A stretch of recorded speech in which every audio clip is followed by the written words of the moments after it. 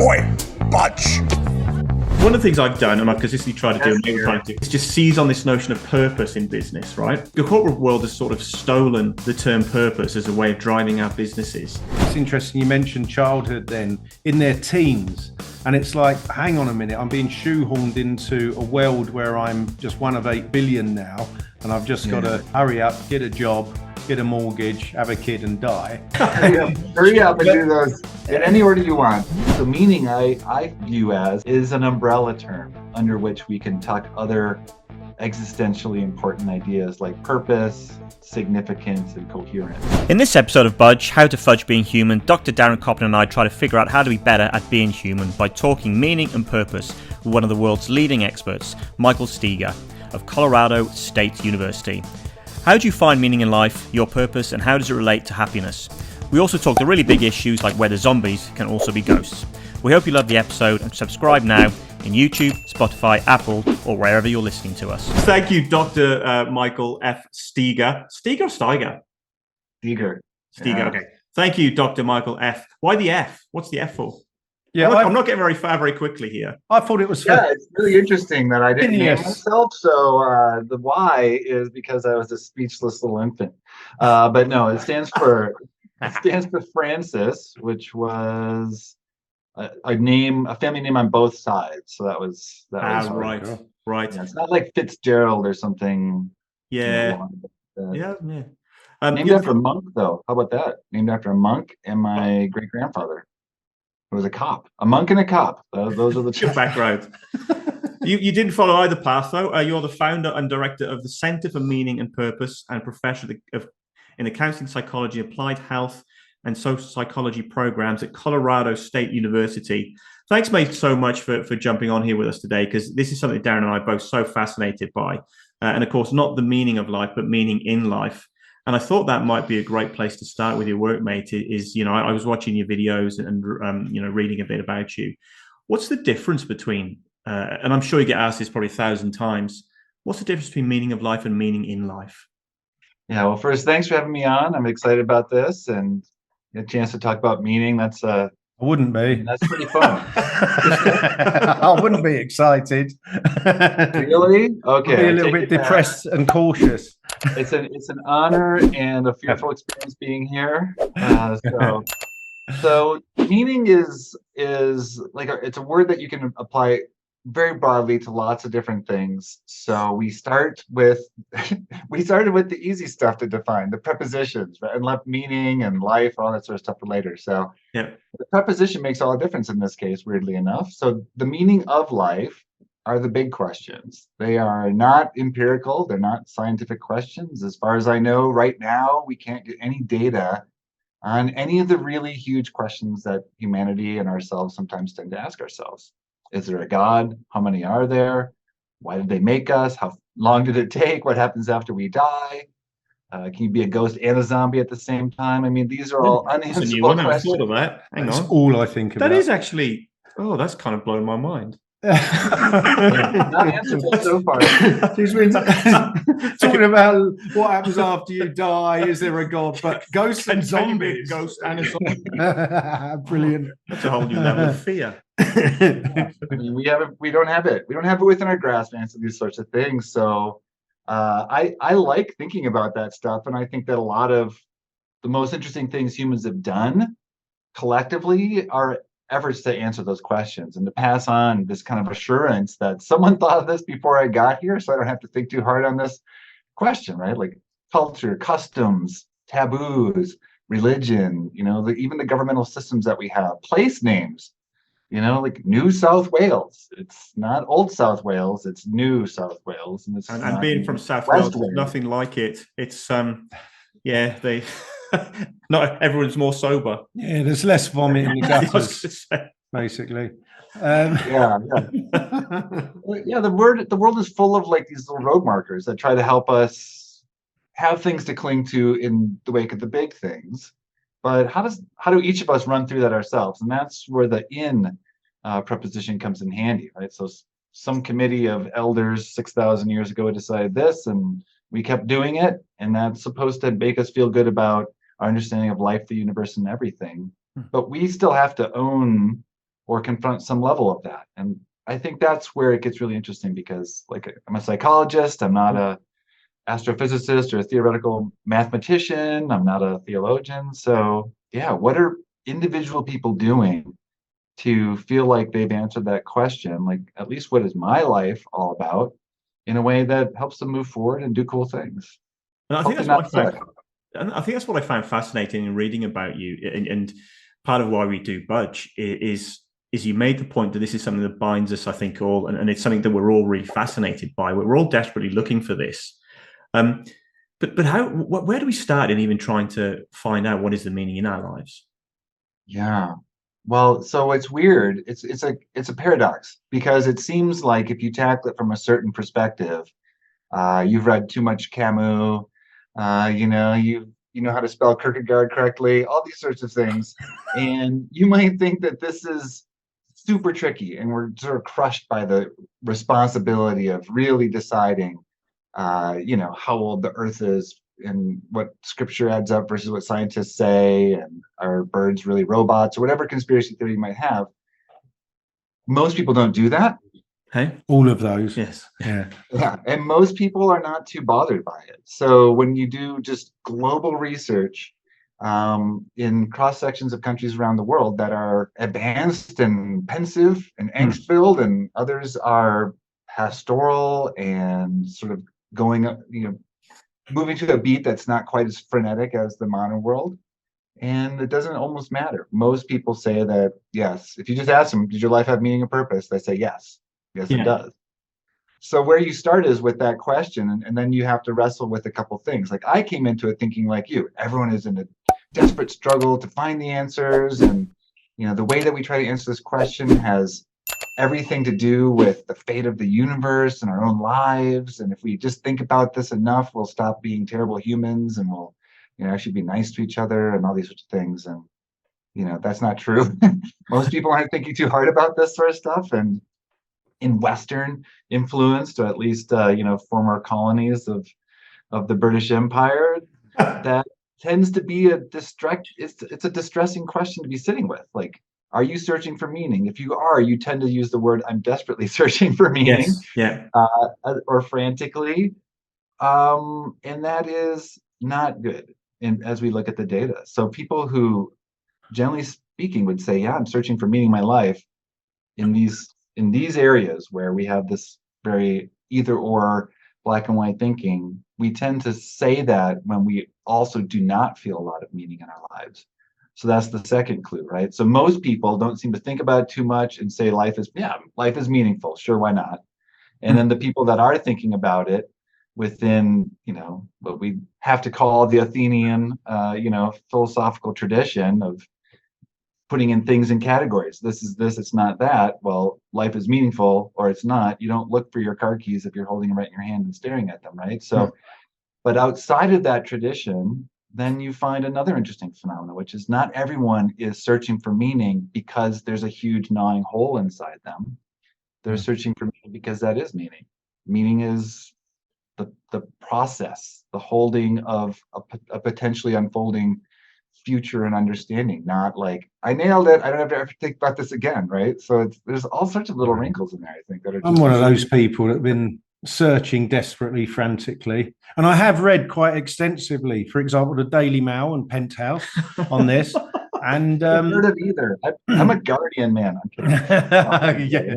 This is the second time you've referenced the Daily Mail in 2 days, and I'm getting a bit nervous now. Yeah, well, it's my source of scientific insight. Yeah. So I'm just going to. Darren set up this brilliant thing where he can get his camera to work through his voice, but every time he says something, it turns it off. Turns off. I'm just going to just. Because we're all I right, know about all I know about the Daily Mail is they're very, very they're biased against Liverpool. They don't seem to think that. He doesn't know you're a massive Liverpool fan. He must do. No. Hashtag YNWA. No, I didn't know that. You're Liverpool. Yeah, he's massive. Are you a big Liverpool fan? I thought everyone from Australia was in for Chelsea. It's disgusting. Or Arsenal, it seems. Fan. No, I'm from Wales originally, because my local town is so bad. Yeah, so I know I follow Liverpool quite fervently, frantically, yes, and searching for meaning. It was more fun last year, but we're coming back. Yeah. Hey, while we're on the topic of football in North Wales, have you watched the show Welcome Oh, to I love Wrexham? it. Absolutely love it. My partner's Canadian, so yeah, she I've said it before. I'm pretty sure she's more in love with Ryan Reynolds than me anyway. But it's just brilliant, isn't it? And it looks like they're actually going to get to the proper league this year. It's amazing. Almost. Yeah. So they've got the mighty Notts County in the way. They've come. I know they're our my second team. Well, so yeah, but in the Daily Mail says, bringing this back to serious matters. Sorry. You sure you don't want to quote Penthouse? Is this about the Spice Girls again, Darren? No, but going back to the Athenian sort of the Aristotelian perspective on it is what's given me most comfort in my frantic, pathetic search for meaning, and that's finding out what you do. And what your strengths are and contributing those to society. You do get a sense of purpose in life, I guess. If you're good at something and you're contributing that and you're doing it, you enjoy it, and you feel like your life's making some sort of difference and potentially leaving some sort of legacy. And that's that. Yeah, I have read a fair bit, even learning how to pronounce Kierkegaard, and not spell it though. His first name's Soren. Oh. I can, yeah. There's 2 A's. Oh. Yeah, in Soren. the mighty.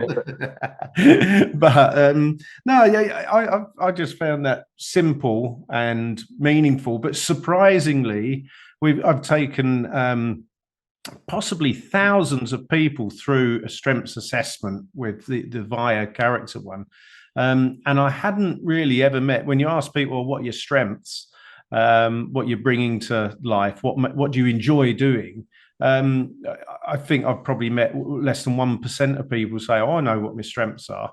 But if you ask what would somebody else say, what are your strengths, people are able to answer it better. And if you actually ask the other people or their colleagues or people that know them, what are their strengths, they know straight away. So it's just interesting how shallow we are, but also how easy it is to uncover that. And it's a thing that you would have known living in a tribal society or a community for most of human history. Oh, he's the good one at flint napping. You're the good one at napping. Yeah, absolutely. Nailed it. Yeah. But yeah, it's interesting. So I suppose, have you touched on that side of things particularly in your studies, or is that just me going off on a tangent? It could be both. That's the beauty of all of this. Both and. Yeah, so I've looked into it. Like I think we can separate in like 3 buckets, right? So the first bucket is, what do we learn by reading these wise sources?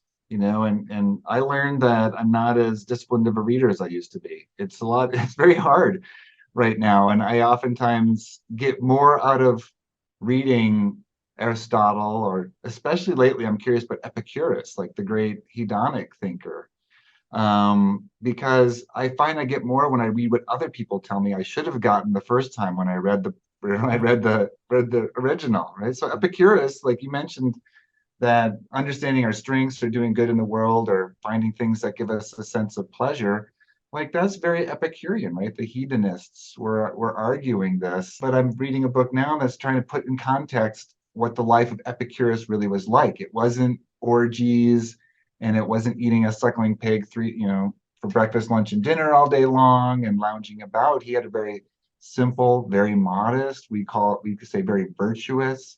Moderation is the key goal, which is also Aristotelian idea. And so like the message there is, it's not chasing after what seems to be held in front of you as this really exciting pleasure that you have to get, as subscribers to the Daily Mail and yourself know very well. Those sometimes lead to scandal, but there you go. Yeah, but like that, you should be taking pleasure in really legitimately virtuous and good things like that. There's this idea then that you can train yourself to value things that have true value and not try to. That's interesting. That it's not the reinterpretation, it's the original interpretation rather than the marketing. Yeah. So you could be the new hero of hedonism. worldwide, promoting it. Would you like to be known as that? I can't imagine it's going to stick. Like, but I'd love that. I reckon it will stick. If the Indiana Jones of positive psychology sticks with Robert Biswas-Diener, this will definitely stick for you. Well, you know, for years now, people have been referring to me as the new voice of hedonism for a modern, restrained world. So maybe we'll just go. Well, there you go. Decades, at least, people have been saying this. Your face. I'm very neurotic. People, and you're like a psychic. Yeah, I'm very neurotic. So, like, in a sense, like all of my answers to what we're supposed to be doing with life are filtered through neuroticism. Like sense of like, I think that's probably not right, or the things just something about this just doesn't. It must be hard though, in what you've been doing and your center, that it is the people like me, the frantics and the desperates, that sort of turn and expect you to have answers for them and something on a plate. Have you found that, or is it not? Is it tiring to have to keep on answering the same sort of questions? It's tiring trying to get book proposals accepted that don't have 3 quick keys to solving the mystery of life, of your existence. But the overall urge, I think, is very normal, very natural. I have it all the time. Like you can only overthink things too much, well, so much, I should say, right? So, like, as an example, if we were to talk about Epicurus or Kierkegaard or whatever it is, you know, all these thinkers, that was their wheelhouse, and they flourished in some cases, not so much in the case of Kierkegaard maybe, but in cultures that really valued that valued wrestling with these big ideas and having dialogue where you didn't have to show that your approach was right. You just had to make arguments for it and give people food for thought. Like, that's really fascinating. And that's what we've moved away from.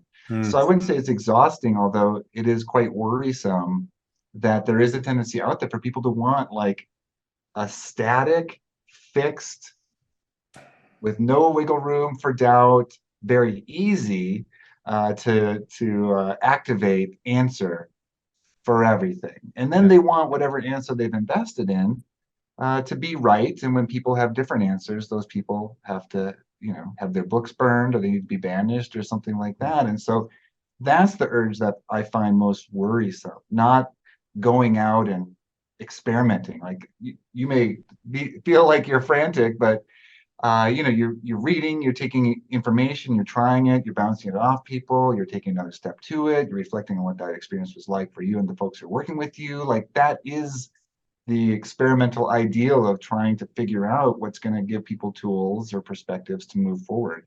It's not like, I've got my system, now shut up you, and you're going to learn my 1, 2, 3 system, and it's going to work for you, or else you will have failed, and you are a failure because the system is so great, which I do see sometimes creeping in. Yeah, you're right. We need the soundbite. We need the YouTube 5-minute cure. It's what I talk about. It's the books at the airport. It's, you know, yeah. The one you're trying to get your book to. Yeah.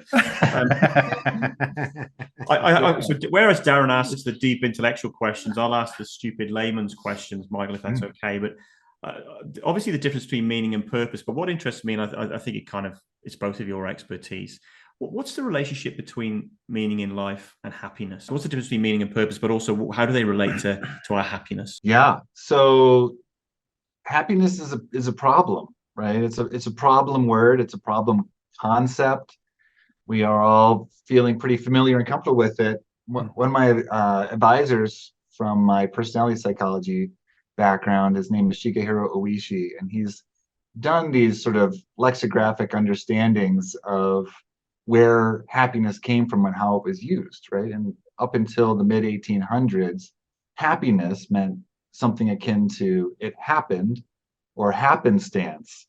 Good fortune, good luck. So in the American Declaration for Independence, there's this famous life, liberty, and the pursuit of happiness. But that's more like the pursuit of your fortune in the world, like Tristram Shandy, or that's fascinating. I love etymology. Yeah, I was listening to something about the American pursuit of happiness and the history of happiness. So the fact that it doesn't actually relate to what we think it relates to, then. Yeah, and that started to, you can also see that when that word happiness was used, according to Shige Oishi's analysis, of course, is that it was almost exclusively used with regard to the country and not the individual, and that began to change around the Gilded Age time. So that's another interesting backstory, right? We want to use this word that's very colloquial. And has changed radically through the years. I think there's only 4 countries or something like that in the world right now whose dictionary includes that like good fortune definition within it. And it's been defined now as everything is light, from like momentary fleeting emotional state of joy or contentment to the summum bonum, right? Like that which is worth pursuing for its own sake. So happiness is whatever you want it to be, but it's a good thing. So that's nice. But meaning and purpose, we have to define a little bit more specifically. And in fact, like, so meaning has a pretty long and interesting etymological history as well. It comes from many different language traditions all at once. Is it, as you've implied to me before, from moaning? Yes, yes. Moaning and porpoise. From the 12, yeah, that's moaning and porpoises. But there's a, the Oxford English Dictionary, which is as deep as a non-etymologist like me is willing to go for this sort of stuff, has one of the first entries of this word meaning being from, I think, the 1200s or something like that. So before the Magna Carta or whatever might else have been happening in that century. Probably war in Europe, I'm guessing, not sure. But like there was great meaning and shrieking, which I think is just interesting, right? This was interesting. Yeah, it was like you could have a modernist spin on that and say this person, while they were shrieking, was attesting to their state and their existence in the world, but probably they had dropped an anvil on their foot or something. So like the way that these words have changed, the fact that there's being a mean person. You must have heard that often. Oh, absolutely. Not just in times of being thrifty, yes, which is also the root of thriving, but but being a meanie, close to the mean, which is the average, which is the most representative. Which is also relative to you. I just come on this podcast to get abused, Michael, just so you're aware. And well, Darren is directed at someone else like yourself. It is your purpose in life. That's my purpose. Yeah. Darren is being very mean to you right now. Yes. Which is kind of goes back, I think, to the way that mean used to mean common and shared. And of course, the common folk all suck, as we well know, so they're mean to each other. So it's an interesting journey. So that is why, in part, then it's important in our social sciences, where we're studying things without boundaries, to set some artificial boundaries that we can argue about one way or the other. So meaning I view as, and I think I'm on the side of history for this moment, is an umbrella term under which we can tuck other existentially important ideas like purpose, significance, and coherence. So that seems to be a relatively consensual view among the people who care enough to write articles about it. So so meaning in life is just the answer to the question: does Paul, Darren, does your life mean anything? It used to. Darren.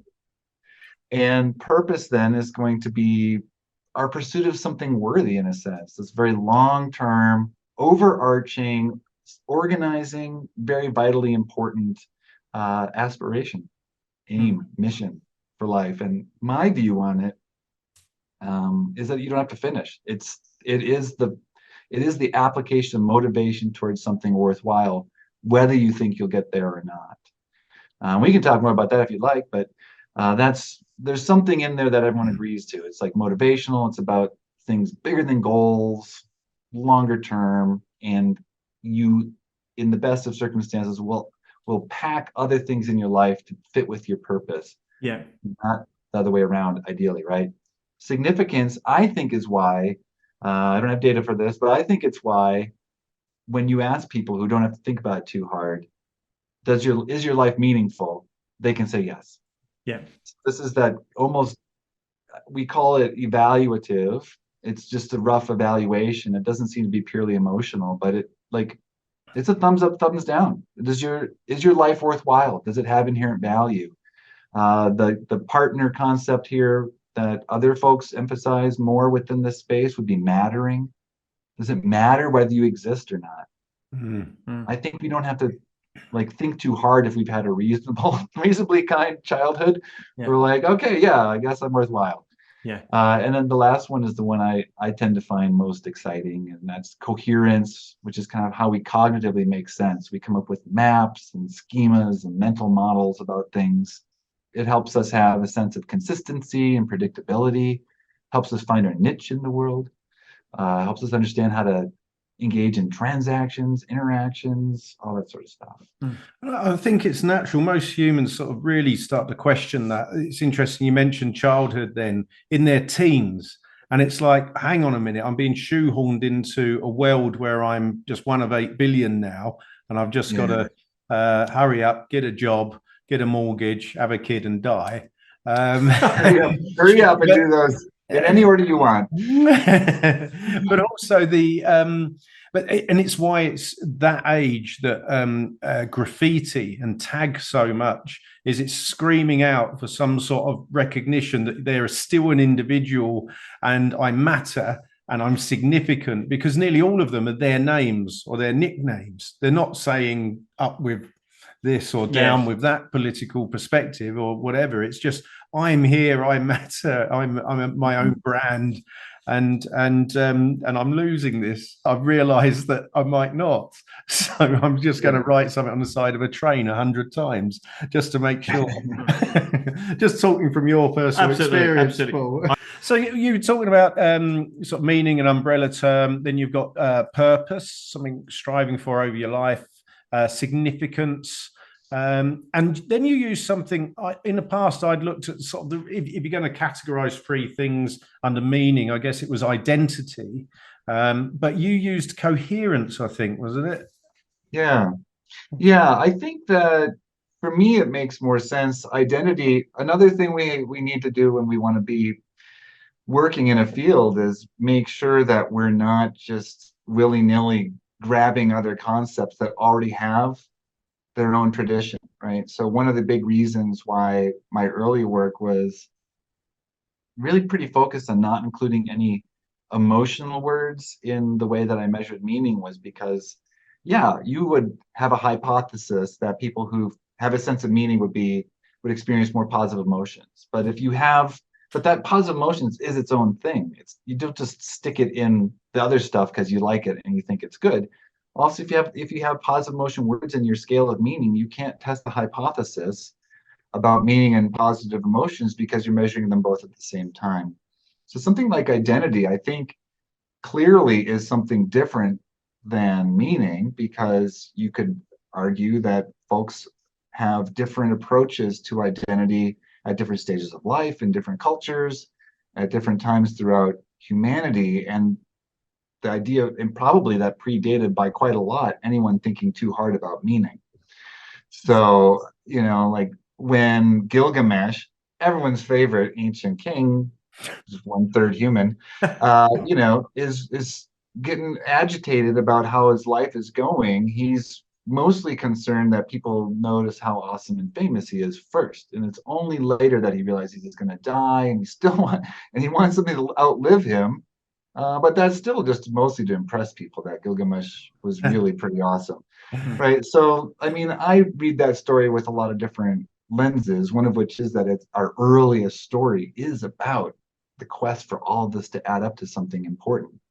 But the process of self-discovery is going to be supportive of making meaning, but it's its own thing. So within coherence, part of my training was in vocational psychology, and huge in that field are person environment fit theories, right? And that's just you're happiest when you find the right spot for yourself. Yeah. Right. And so understanding who you are, understanding the world around you, navigating and working with fit or non-fit, that all feels to me like the way that we make sense of the world, that we create these inferential sequences of what happens if I do X. If I try to dunk a basketball now, something happens to my left hamstring that causes intense pain. That's different than it would have been 10 years ago or whenever. So we update the information in ways that help us get through the world and live more or less accurately with the sense that we're doing the right stuff. I'd always seen it as a sense of belonging, which is a really warm, nurturing, comfortable based foundation feeling, I guess. But I see there's a slightly different perspective there. But my issue with a lot of these definitions, did you want to get in? Well, yeah, I want to, of course, tell you you're wrong about belonging too. Or all I'm saying moving is on. This is just the way that when you start from one perspective, that you start to try to figure out this is the boundary of the puzzle I'm working with. There's other really super cool stuff out there that's just as important, maybe more important than the stuff I'm working on. But if you start from the idea that meaning has to be something, and it can't be everything, and it has to be distinct from other things, then you start to figure that this is part A. Part A is in there. If you take this away, if you say, like, I can't make sense of life anymore, everything that happens seems unpredictable, there's no consistency, it's hard to find meaning in that, right? So that's part of it. The belonging thing that I would point out is, how do you know, and what do you get out of belonging in your view? What do I get? A sense of security, I guess, and peace, and knowing, you should be there, you fit. Okay, so you see it as a fit thing, right? So that probably obviously not physical fitness, but psychological. Yeah, I think and community, where you fit in an in-group or a community or a culture. Do you think that people have maybe then two parts of belonging? So if you don't fit, you feel outside of something, right? You feel like you're not connected to it. You feel alienated from it. In that sense, you can see that belonging might have a component that is about significance, right? You don't matter. You're not a part of this thing. You're not connected to it. On the other hand, knowing how I fit, the role I play, what I'm best at, does link to understanding who I am and how I interact with the world around me and what the world around me needs, right? The world around you has to give you opportunities to find out if you have spikes in ability or dips in ability, right? So in that sense, understanding that part might be a little bit more cognitive. Now, at the same time, I'm also going to suggest that if you have a sense of belonging and suddenly you realize that there's deficits in this community that you're a part of, or there's threats to it, you might feel like you need to figure out, you need to do something about it. You need to take it more seriously. You need to integrate it into what you're doing with your life. And you might see that belonging is an important motivator for purpose too, right? So they're going to exist as different phenomena that can play off of each other in different ways. Yeah. All right. So one of the issues I've had with a lot of the definitions, which are leading to something, I'm going to ask probably is, so if you think about who has had a meaningful life that ticks those boxes of purpose and significance and so on, when you think, well, there's Dalai Lama, Obama, Hitler. So all your favorites. Well, because where does the subjective ethics come into those definitions? Can you deny that he's not had a life of meaning and purpose and identity and whatever else it might be? The Hitler problem, right? Like, we have that everywhere. I mean, it's very Eurocentric, so I find it offensive. We should have other problems, the Pol Pot problem, the Idi Amin problem. I mean, there's plenty, the Stalin problem, where you get two continents, the Pol problem. Yeah, absolutely. The British from some perspectives, I don't mean to be too controversial, but some might have seen Mao to be problematic, certainly. Yeah. And so there's that issue is rife within well-being studies, and maybe even worse.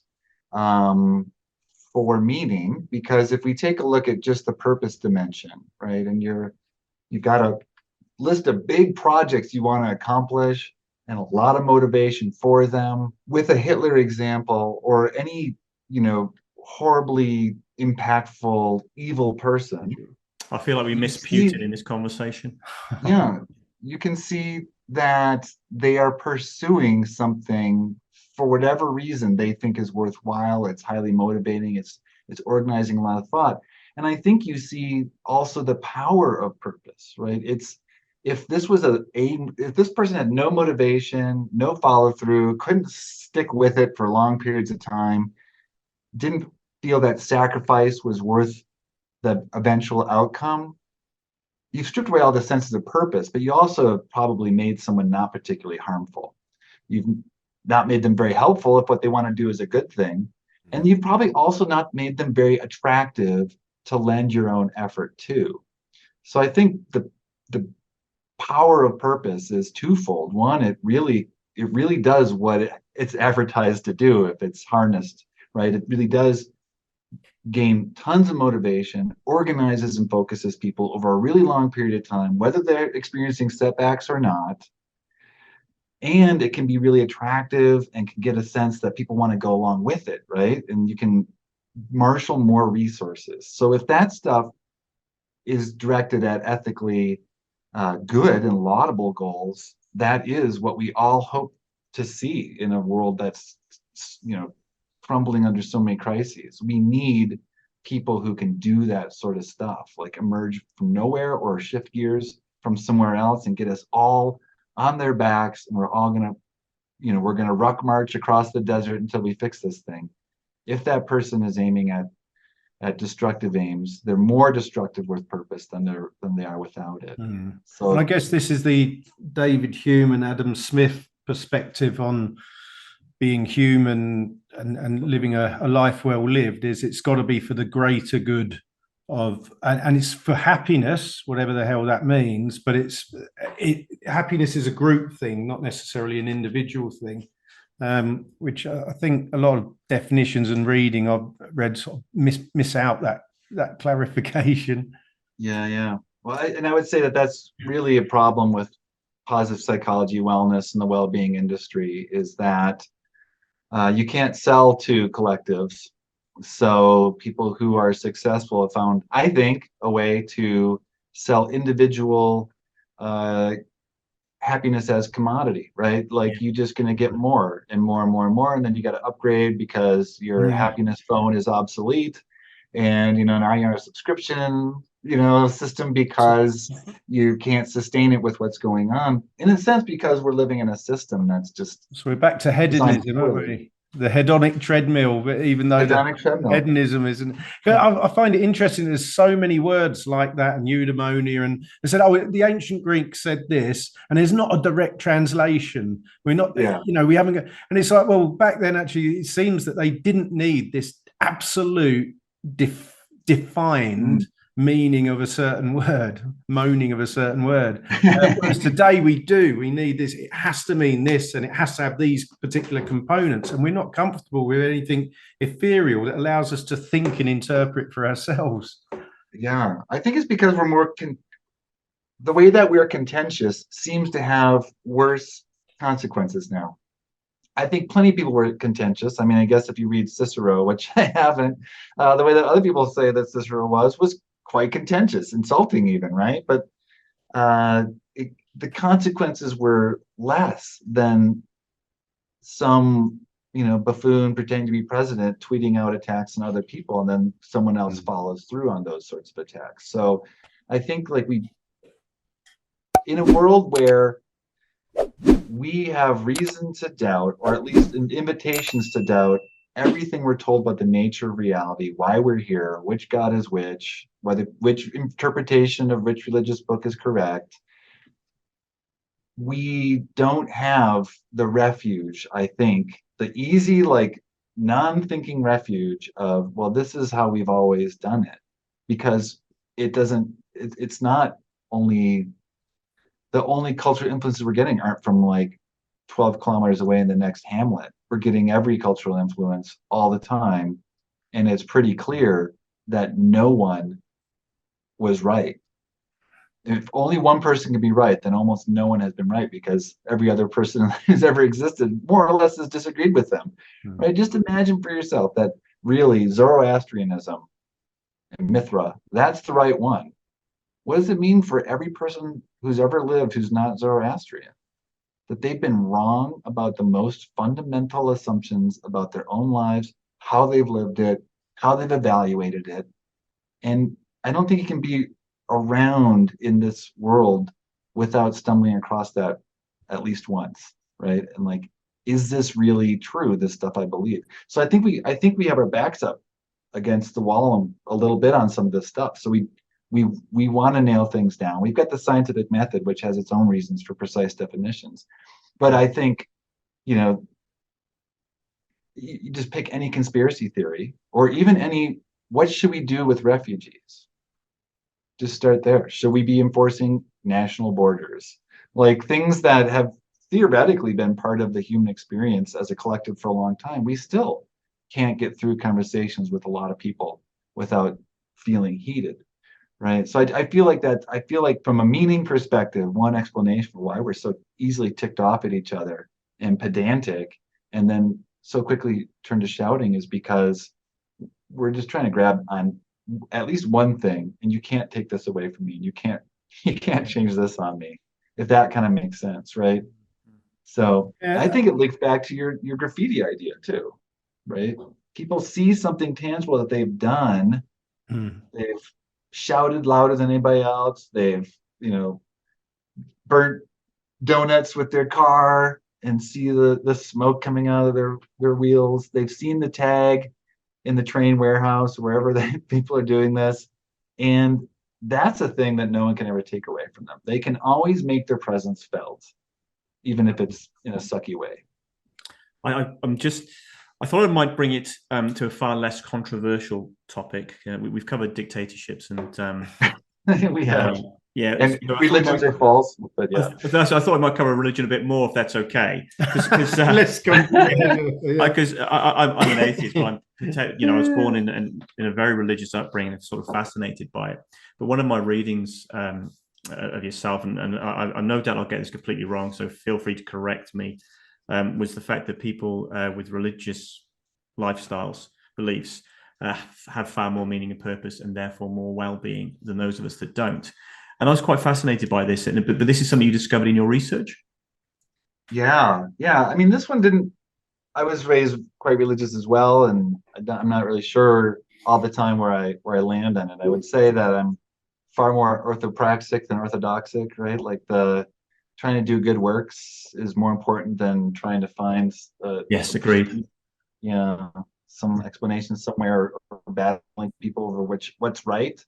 That all goes in the meaning of life bucket, right? Like, we can't test that, right? So I've got no more sense about it than anyone else, but it starts to feel clear. Like, it's not really as clear whether someone who, all right, this is gonna be a wild divergence. You ready to talk about witchcraft? Oh, absolutely. It's what we do it a lot, to be honest. I knew you were going to say that. Yeah. I knew it. We've got a lake down there that we dunk people in to see if they. Oh, good. Yeah. Well, maybe don't do that anymore, because this is a fun. Well, I grew up in a rural area, but luckily within the last few centuries, right? But if I was growing up in a rural area in the 1300s, let's say, I might be practicing with utter fidelity the religious ideas that I had been taught. I might have been doing that for 300 straight years. Yes. But because I was remote, I hadn't kept up with the latest teachings of the church. So then someone comes along and says, you're a heretic, right? Like that idea that can happen. Like, if you don't keep up, and now like we're full of ideas where we have to somehow keep up, right?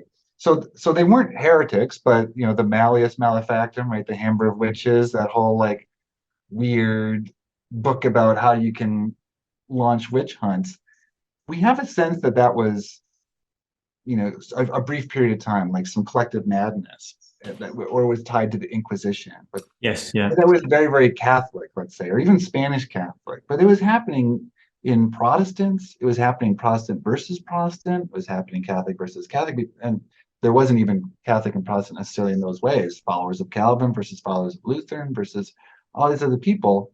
And folks would just be doing their thing with what they feel is utter devoutness. And then along comes someone and says, you believe things that are heretical, therefore you must be a witch.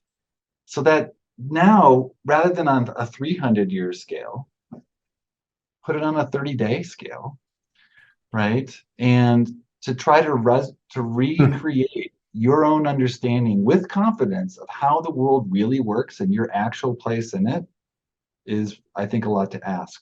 So having a place where you can go and at least have some fixed, what is it, the fixed point? I can't remember if that's Aquinas or something like that, right? Like having that spiritual or existential or psychological fixed point makes so much else work. In that research, one of the things I found was also that folks who are more religiously committed, yes, they had more meaning. They had much less searching for meaning. Yeah. They also were more authoritarian and more dogmatic. Yeah. I found, to take your profound point there, I found that having a wife who is always right used to be annoying, but now it's reassuring, and I know my place. And it's allowed me to thrive in other areas of my life by just saying yes, dear. So yeah, I think that's exactly the point you were making. Radical acceptance, is that the point I was making? But actually knowing Darren, knowing you and not your wife, I couldn't agree with her more. Absolutely. The one other area I just wanted to touch on, Michael, before we sort of wrap up, is I sat through a day. I'll be careful what I say here. I sat through a day session of brand and culture for my organization last week. So in my day job, I'm the managing director of this fantastic not-for-profit that does education programs, schools, employment services, apprenticeships, training. I love it, absolutely love it. But I sat through one of those, those sort of psychedelic days about branding and culture, where you with a marketing team, you just sort of sit there, not quite sure what you're being asked or what you should be doing. And I hope they don't watch this podcast there, because they're lovely people. But one of the things I've done, and I've consistently tried to do, and every time is just seize on this notion of purpose in business, right? So the corporate world has sort of stolen the term purpose as a way of driving our businesses. And certainly I know I do it. I talk about the purpose of my organization being to change lives through education, training, and employment. Do you think that works as a motivator for companies that we seize on these notions of purpose? Yeah, to elaborate on this, sort of a contact to chum Bob Easton, the ex-chairman of Accenture for the Asia Pacific area, or Australia and New Zealand, and he said, I'm worried that purpose is the next big con that companies are using to motivate customers, but also their internal staff. Yeah, because you see outside of the not-for-profit world now, don't you, in sort of the large banks. It's the authenticity of it. Is that really your purpose? Is that really your values and mission? That sort of thing. Yeah. So I know Bob a little bit, and yes, didn't you meet him around Felicia's place? Yeah. He drove over to Adam Fraser's house afterwards. It was quite a day. It was a great day. So yeah, I don't know very much about business. Let me dispel those rumors. I'm not the world's premier business guru. I'm merely the new voice for hedonism from the hero. But no. So shout out to Bob. My worry with anything meaning branded has been I've seen this happen all the time with well-intentioned people and ill-intentioned companies, that the expediency of being able to use a term that people are excited about to drive business or drive change or drive something bastardizes that and ruins it for everybody, right? So you see people who, far be it from them to understand 6,000 years of Hinduism, but they're going to use mindfulness to be a more effective, like board of directors, plunderer, like they're gonna use that to be able to pick up clues on, yeah, raise your hand, on how you can leverage someone to get secrets from the organization that you can scoop them on. Like, I mean, you see people use these tools, and then mindfulness becomes mental agility, cognitive strength, blah, blah, blah, right? And I thought that maybe meaning would be resistant to this because there's something inherently self-transcendent about meaning. Right? You talked about the virtues. I mean, with some exceptions of despots, serial killers, and terrorists and all that, most people who say their lives are meaningful are, well, maybe even without those exceptions, are trying to do things for not just themselves, right? They're trying to do, it's not about me. It is about everything eventually, right? Like, at least it's about us, and eventually it's about this big thing.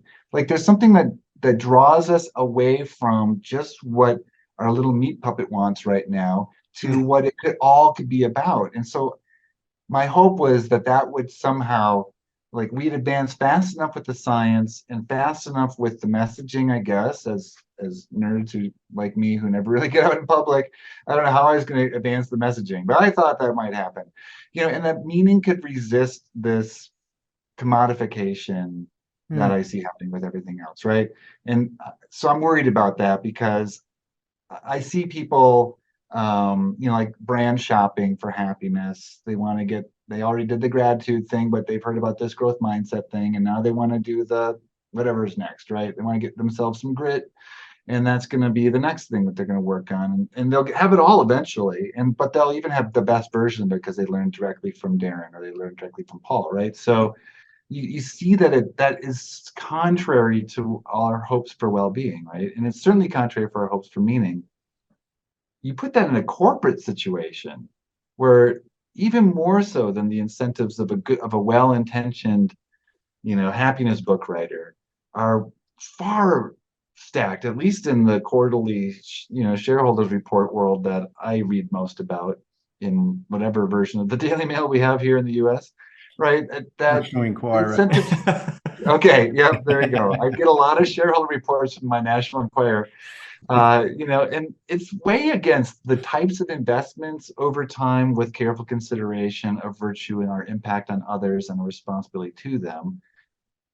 It's far away from that. So it's interesting because what you're touching on is something we've touched on under climate change and government involvement, and we've lost this medium to long termism, and everything's a short term. We've got to gain something quickly for the shareholders, for our profit and loss, for me to get voted in again. And these are kind of the guardians of our culture and society. And it's not right. They're interested in just the short term. And I love something you sort of said there was like, to paraphrase, is meaning is never about me, which is something fundamental to being human and being happy, whatever you define that as. Yes, it is scary. And probably that might have been what Bob was touching at is this. Not just the commoditization of how do you get happy or how to make people buy into you. It's just that lack of authenticity and self-centeredness of corporations or whatever that are using purpose. Yeah, absolutely. Yeah. Like phoniness at an external level is the killer of meaning, and cynicism at an internal level is the killer of meaning. And phoniness and cynicism go really well together, right? Like I could tell you where I've eventually found the mission for my university, and it's absurd. Like no one would believe that anyone believes that that's a good mission for this university, or that it influences anything that we do. So you hear mission in this particular case. There's other things that people talk about doing that I think are really noble and laudatory, but this mission is ridiculous.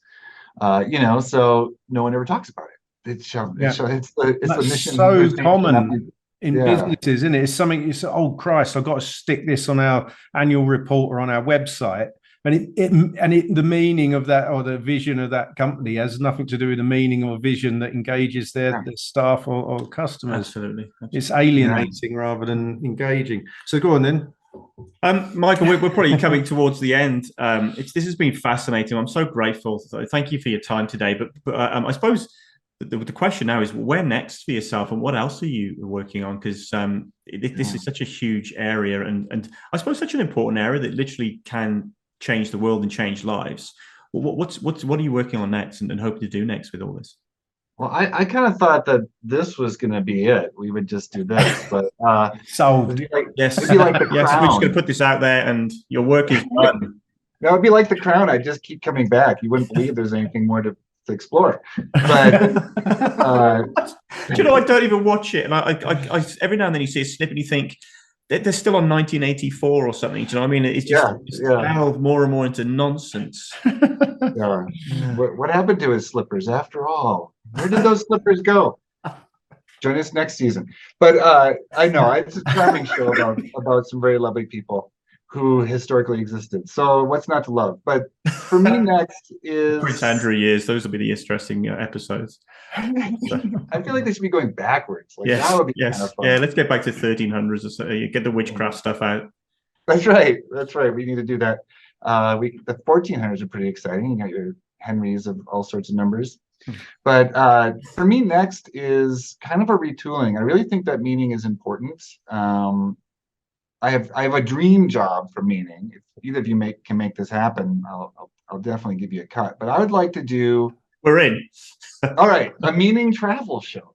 Like, as to me, this is the problem. Like, of not thinking of myself as either really having a career or having any idea what I'm doing, is that for me, all of the stuff that people have tried to do everywhere at every time is this wrestling with the same thing that interested me in the first place. What are we supposed to be doing with these lives? How do we know that we're on the right track? Right? I feel like, you look at, we've talked about religion, we've talked about despots around the world, we've talked about tagging trains. I threw some Gilgamesh out there. We heard zombies and ghosts. Don't forget the zombies and ghosts. That's going to keep me awake for months. Yeah, I mean, we all know ghosts are sexy, but not a lot of sexy zombies. That seems not right either. So, like, we can really work on some things together. But watching the right movies. Did he just say we all know ghosts are sexy? Like, don't tar me with your fetish brush. Oh yeah, so the ghost of Patrick Swayze shows up next time you're doing pottery and starts caressing you around the back, and you're gonna be like, "This is totally not sexy." To be honest, I got twinge. Sorry, you're only human. The meaning and purpose. Say travel show, road show. Yeah, the roadside crap show of meaning and purpose. But brilliant. Yeah, like go organize an Australian tour. No, what does it mean to different people, different cultures, different? Yeah. And we could each season, like the Crown, could have a theme, right? Like one season could be death, one could be belief, one could be how do you define community? How do you define identity? And you just go all over the place and you find interesting answers to that and put them with the mundane answers too. Like, I think that would be fascinating. Like, I think people would be fascinated in that. I really do. I think there's a whole Netflix series in that could completely surpass The Crown. Yeah. Well, maybe we'll just do it in Bathurst, though. Do it in Bathurst. 1 week on one street, 1 week in another pub. The place we're at is a very small country town where... Is near Bathurst, the racetrack? Yes, that's what it's famous for. How do you know that? I'm a student of the human ways. So I also had a video game on my phone. So,